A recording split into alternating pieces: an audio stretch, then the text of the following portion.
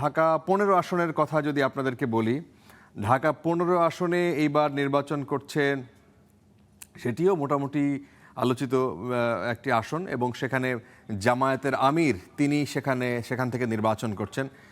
জামায়াতের আমিরের সাথে বিএনপিরও শক্তিশালী প্রার্থী তিনি সেখান থেকে নির্বাচন করছেন।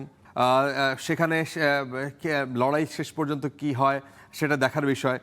ঢাকা ১৫ আসন আপনারা জানেন যে ঢাকার মধ্যে বিভিন্ন রকমের যে সমস্যা, তার মধ্যে প্রধান সংকট ঢাকার A to Z। আপনার উত্তরা থেকে শুরু করে যদি এই পাশে আপনি মতিঝিল ধরেন, অথবা কেরানীগঞ্জ পর্যন্ত ধরেন, অথবা আপনি গাবতলী থেকে শুরু করে এদিকে যাত্রাবাড়ি ধরেন, প্রত্যেকটা জায়গায় যানজট একটা বড় সমস্যা।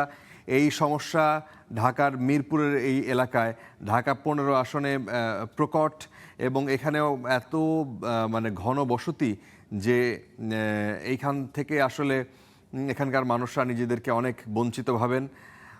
ঢাকা ১৫ আসনে বর্তমানে আপনাদেরকে যদি সেখানকার কিছু সমস্যার কথা বলি, সেখানকার সহিংসতার অভিযোগ করেছেন আজকে জামায়াতের আমির তিনি যখন বিকেলের দিকে অভিযোগ করেছেন, তিনি বলেছেন যে তার ১৩টি নির্বাচনী বুথ যেখান থেকে তারা প্রচারণার কাজ চলেছে এই কয়দিন, এবং সেই বুথগুলো এখনও আছে, সেইগুলো ভাঙচুর করা হয়েছে বলে তিনি অভিযোগ করেছেন।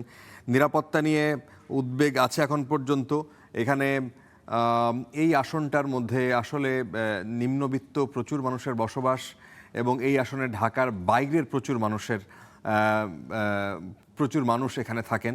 সুতরাং এখানকার ভোটার সংখ্যা ৩.৫ লাখের মতো হলেও এখানকার আসলে মানুষের সংখ্যা, বসতির সংখ্যা প্রচুর।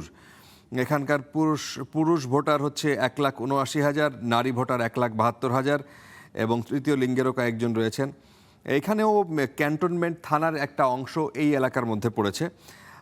এখানে বিএনপির যিনি প্রার্থী আছেন তিনিও ভালো প্রতিষ্ঠিত প্রার্থী এবং পাওয়ারফুল প্রার্থী বলা হচ্ছে। সুতরাং এখন দেখার বিষয় শেষ পর্যন্ত আসলে কি দাঁড়ায়, এটার জন্য আমাদেরকে অপেক্ষা করতে হচ্ছে।